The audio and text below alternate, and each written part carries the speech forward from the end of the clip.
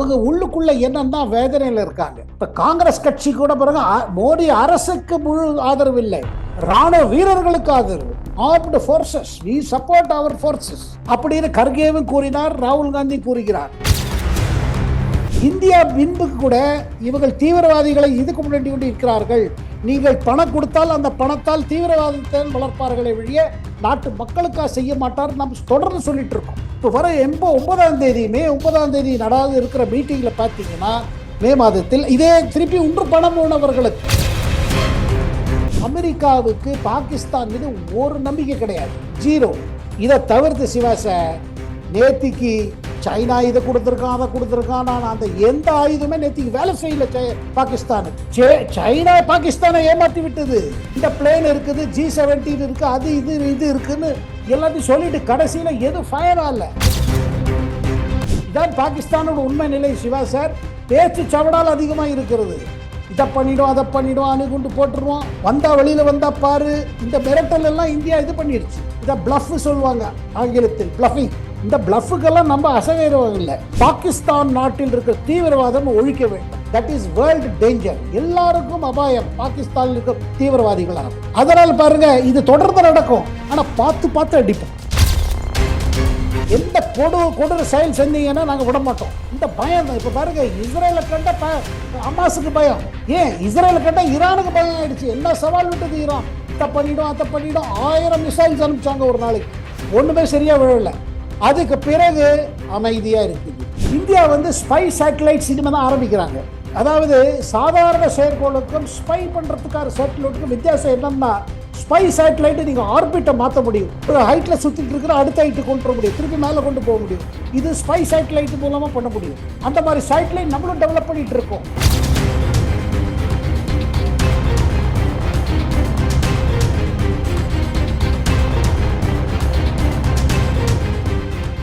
Real one நண்பர்கள் உறவுகளுக்கு வணக்கம். தொடர்ச்சியாக பல்வேறு முக்கியமான தகவல்களை நம்முடைய நண்பர்களுடன் பகிர்ந்து வரும் மூத்த பத்திரிகையாளர் டெல்லி சேகரையர் அவர்கள் நம்முடைய இருக்கிறார். வணக்கம் சார்.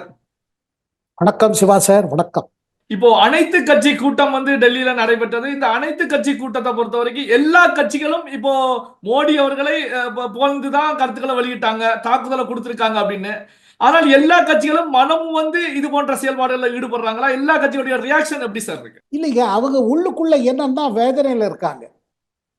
இப்ப காங்கிரஸ் கட்சி கூட பிறகு மோடி அரசுக்கு முழு ஆதரவு இல்லை, ராணுவ வீரர்களுக்கு ஆதரவு. Armed forces, we support our forces அப்படின்னு கர்கேவும் கூறினார், ராகுல் காந்தி கூறுகிறார். மற்ற கட்சிகளும் அதே தான் செய்கிறார்கள், எதிர்கட்சிகள். காரணம் என்ன என்றால், 2019 புல்வாமா என்ற இடத்துல படுகொலை நடந்த பிறகு, நமது போலீஸ் வீரர்கள் மீது படுகொலையான பிறகு பாலாகோட் நடந்தது. அப்ப பாலாகோட் நடந்த போது காங்கிரஸ் தலைவர்கள் முட்டாள்தனமாக ப்ரூஃப் கேட்டார்கள். ப்ரூஃபை கொடுங்கள், நீங்கள் தாக்குதல் செய்தல் என்று ப்ரூஃபை காமிங்கள். அதனால்தான் நேற்று நீங்க பார்த்திருப்பீங்க, நம்ம ஆர்மி பிரீஃபிங் நடக்கும்போது அப்பப்போ சேட்டலைட் பிக்சர்ஸும் காமிச்சு கொண்டே இருந்தார்கள்.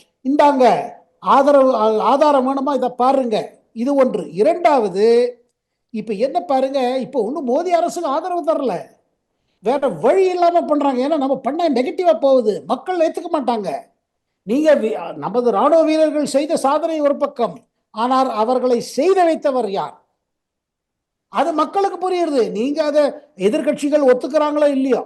சரி, இப்போ பாகிஸ்தானை பொறுத்த வரைக்கும் பயங்கரவாதிகளுடைய புகலிடம் அப்படிங்கிறது உலக நாடுகள், சர்வதேச அமைப்புகள் எல்லாத்துக்கும் தெரிஞ்ச ஒரு விஷயம் தான். இப்படியான ஒரு சூழ்நிலையில தான் பாகிஸ்தானை பொறுத்த வரைக்கும் இல்ல, எங்க நாட்டுல பயங்கரவாதிகளை இல்லைன்னு பொய்ய சொல்லிட்டு வர்றாங்க. ஆனா ஐக்கிய நாடுகள் சபையுடைய செக்யூரிட்டி கவுன்சிலால் பயங்கரவாதி அப்படின்னு அறிவிக்கப்பட்ட மசூத் அசார் அவருடைய குடும்ப உறுப்பினர்கள் 10 பேர் இறந்த இறுதி சடங்குல பாகிஸ்தானுடைய அதிகாரிகள், அதே நேரத்துல ராணுவ முக்கியமான அதிகாரிகள் எல்லாமே கலந்துக்கிறாங்க. அந்த வீடியோ சோசியல் மீடியாக்கள்ல வெளிவருகிறது. இதை எப்படி சார் பார்ப்பது? அதாவது இது அவங்களுக்கு இது கூட பாருங்க, அவங்க வேற நாங்க வேற, இது ஒரு இது காமிச்சிருந்தாங்க போற ஒரு நாடகம். அது காரணம் வேற ஒன்றும் இல்லைங்க. பாகிஸ்தானு பயங்கர பணப்பற்றாக்குறையில் இருக்குது, பொருளாதார ரீதியாக ரொம்ப மோசமா இருக்குது. பணம் தேவை, கடன் தேவை.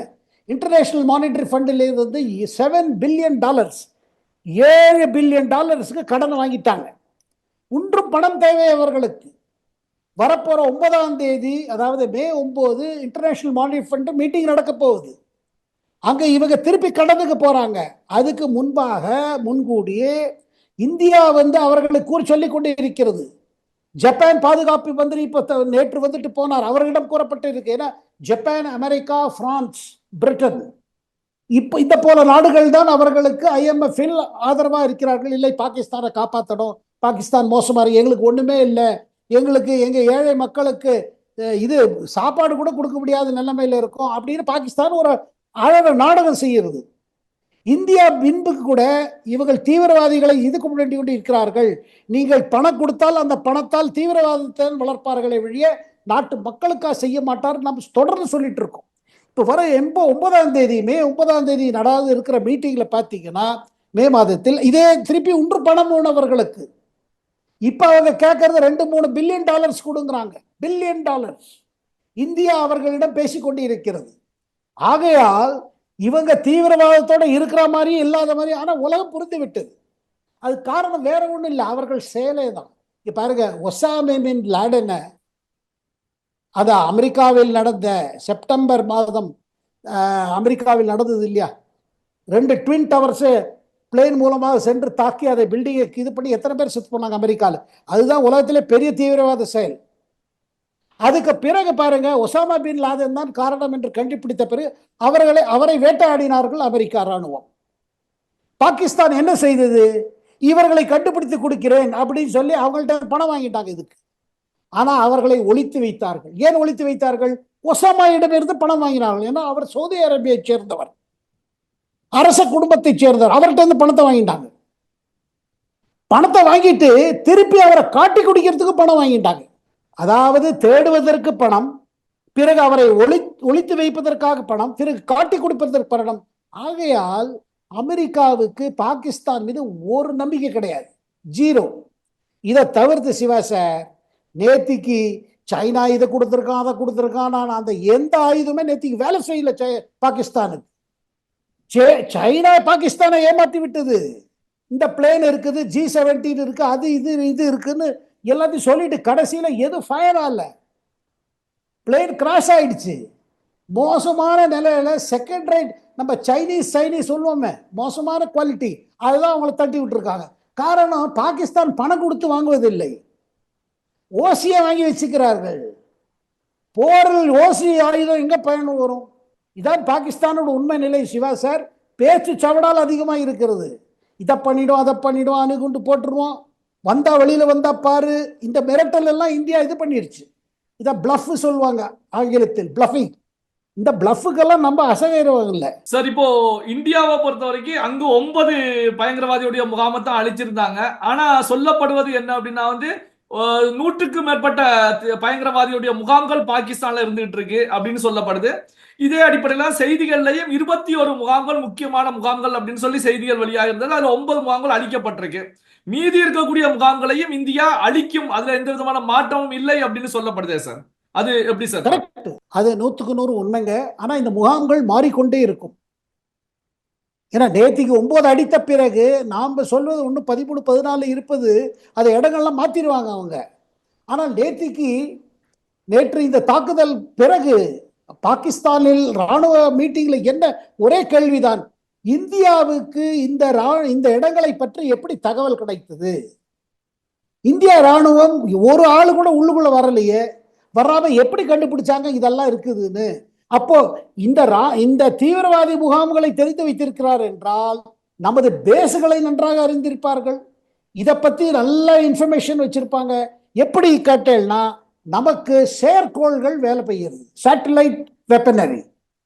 சேட்டலைட் மூலமாக நாம் பார்த்து கொண்டே இருக்கிறோம் எங்கே இருக்கிறது. நான் முன் சொன்னது போல இதில் இஸ்ரேல், அமெரிக்கா போன்ற நாடுகள், அதை தவிர்த்த மற்ற நாடுகள் யாரோட செயல்கோள் சொத்தி கொண்டே இருக்கிறதோ அவர்களும் நமக்கு தகவல் கொடுக்கிறார். காரணம் என்றால் பாகிஸ்தான் நாட்டில் இருக்கிற தீவிரவாதம் ஒழிக்க வேண்டும். That is world danger. எல்லாருக்கும் அபாயம் பாகிஸ்தானில் இருக்க தீவிரவாதிகளாகும். அதனால் பாருங்க, இது தொடர்ந்து நடக்கும். ஆனா பார்த்து பார்த்து அடிப்போம். ஏன்னா நம்ம இந்தியாவோட நோக்கம், பிரதமரோட நோக்கம் என்னன்னா, சும்மா பாம்பை போட்டு ஏழை மக்களை இது பாதிக்கிறதுக்கு இல்லை, தீவிரவாதிகளை அடிக்க வேண்டும், தீவிரவாதிகளுக்கு பயத்தை உண்டாக்க வேண்டும். எந்த கொடூர செயல் செஞ்சீங்கன்னா நாங்க விட மாட்டோம். இந்த பயம் தான். இப்ப பாருங்க, இஸ்ரேலை கண்ட ஹமாஸுக்கு பயம். ஏன் இஸ்ரேலை கண்ட ஈரானுக்கு பயம் ஆயிடுச்சு. என்ன சவால் விட்டது ஈரான்? இத பண்ணிடும் அத பண்ணிடும் 1000 மிசைல்ஸ் அனுப்பிச்சாங்க ஒரு நாளைக்கு. ஒண்ணுமே சரியா விழல. அதுக்கு பிறகு அமைதியா இருக்குது. ஈரான் பேசாம இருக்கிறது. ஏன் பேசாம இருக்கிறது? Superior technology. Siva sir, Agniveer இது வந்தது இல்ல, ஸ்கீம் வந்த பொழுது இளைஞர்களுக்கு வாய்ப்பு அதிகம் கொடுத்து அதுல ரொட்டேஷன் இருக்கணும்னு கொண்டு வந்தாங்க. எதிர்கட்சிகள் ராகுல் காந்தி உள்பட இந்த அக்னிவீர் ஸ்கீமை எதிர்த்தார்கள். கட்ட நம்ம பாதுகாப்பு குறைஞ்சு போயிடும். காரணம், இன்னியோட சண்டைகள் இருக்குது பாருங்க, வார்ஃபேர். இது டெக்னாலஜி, மேன் பவர் கிடையாது, டெக்னாலஜி வேணும் உங்களுக்கு. எவ்வளவுதான் நீங்க ராணுவ வீரர்கள் பூமியில் இருந்தாலும் உங்களுக்கு தேவை டெக்னாலஜி. டெக்னாலஜி மூலம் தான் அடிக்கிறாங்க. அதனால்தான் இந்தியா டெக்னாலஜி மீதும். ஆகையால் நமக்கு ராணுவத்தில் யார் தேவை? படித்த இளைஞர்கள் தேவை, இன்ஜினியர்ஸ் தேவை, சயின்டிஸ்ட் தேவை. இப்ப என்ன 10ஆம் கிளாஸ் படிச்சுட்டு 12ஆம் கிளாஸ் கூட முடிக்காம ஜவானாய் பேர் சேர்வார்கள். அப்படி இல்லை, படித்தவர்கள் தேவை. அந்த மாதிரி படிப்பு, இன்ஜினியரிங், சயின்ஸ் பேக்ரவுண்ட் இவங்களுக்கெல்லாம் சேரணும். ஏன்னா பொதுவாக முன்ன ராணுவ படையில் எடுக்க அவ்வளோ இல்லை, விமானப்படைக்கு எடுத்துப்பாங்க, உங்களுக்கு கடற்படைக்கு இப்போ நல்ல இன்ஜினியர்ஸ் எடுத்துப்பாங்க. இப்போ அது மாறிட்டு வருது, ராணுவத்துக்கு தேவை. நம்ம அதாவது போரோட டெக்னாலஜி மாறிடுச்சு. எந்த நாடுகள் அந்த டெக்னாலஜி கூட இருக்கிறது? இப்ப அமெரிக்கா நம்பர் 1ல இருக்கிறது, அதுக்கு பிறகு சைனாவும் இருக்கிறது கூறுகிறார்கள். ஆனால் இந்தியா பின்தாங்கவில்லை, இந்தியாவும் முன்னாடி இருக்கிறது. அதுக்காக தான் பிரான்ஸ் போல நாடுகளுடன் நமக்கு ஒப்பந்தம் இருக்கிறது டெக்னாலஜிக்காக. நம்ம சொந்த டெக்னாலஜி டெவலப் ஆயிட்டு இருக்கு. நம்மளோட இஸ்ரோ இருக்கு பாருங்க, இந்தியன் ஸ்பேஸ் ரிசர்ச் ஆர்கனைசேஷன். தற்சமயம் ஒரு தமிழர் தான் அதுக்கு தலைவராக இருக்கிறார். இஸ்ரோவும் டிஃபென்ஸ் டிபார்ட்மெண்ட்டும் ஒன்னா வேலை செய்கிறார்கள். இந்த மாதிரி செயற்கோளை இழங்குவது, அதாவது என்ன Siva sir, India spy satellite இனிமே தான் ஆரம்பிக்கிறாங்க. அதாவது சாதாரண செயற்கோளுக்கும் ஸ்பை பண்றதுக்கான சேட்டலைட்டுக்கும் வித்தியாசம் என்னன்னா, ஸ்பை சேட்டலைட் நீங்க ஆர்பிட்டை மாற்ற முடியும், ஒரு ஹைட்ல சுத்திட்டு இருக்கிற அடுத்த ஹைட்டு கொண்டு வர முடியும், திருப்பி மேல கொண்டு போக முடியும். இது ஸ்பை சேட்டலைட் மூலமா பண்ண முடியும். அந்த மாதிரி சேட்டலைட் நம்மளும் டெவலப் பண்ணிட்டு இருக்கோம். நமக்காக உடனே இருந்து இஸ்ரேல் முழு ஹெல்ப் கொடுத்துட்டு இருக்கு. இஸ்ரேல் இந்த நேரத்தில் 10 செயற்கோளை இந்தியா பக்கம் திருப்பி வைத்திருக்கிறது, பாகிஸ்தான் பக்கம் தகவல் கொடுத்து கொண்டே இருக்கிறது. காரணம் என்னென்றால், பாகிஸ்தானில் இருக்கிற தீவிரவாதம் இஸ்ரேலுக்கும் ஆபத்து, உலகத்துக்கும் ஆபத்து. அதை ஒரேடியாக முட்டுக்கட்ட வேண்டும். பல்வேறு முக்கியமான தகவல்களை, செய்திகளை நம்முடைய உறவுகளுடன் பகிர்ந்து கொண்டதற்கு நன்றி சார். நன்றி சிவா சார், வணக்கம்.